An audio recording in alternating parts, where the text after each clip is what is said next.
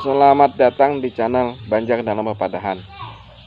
Ada sebuah pepadahan dalam masyarakat Banjar, ibarat berjalan di atas padang ilalang.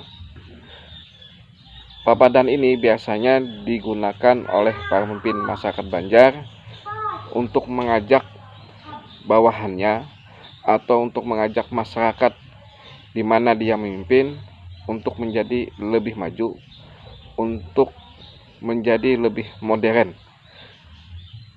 Sebab diibaratkan padang ilalang ini tumbuhannya banyak tapi kada berguna atau kurang berguna.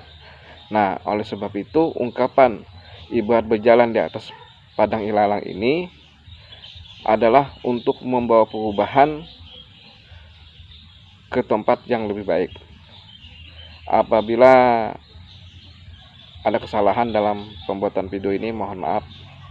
Terima kasih. Kita kembali ke channel Banjar Pepadahan berikutnya.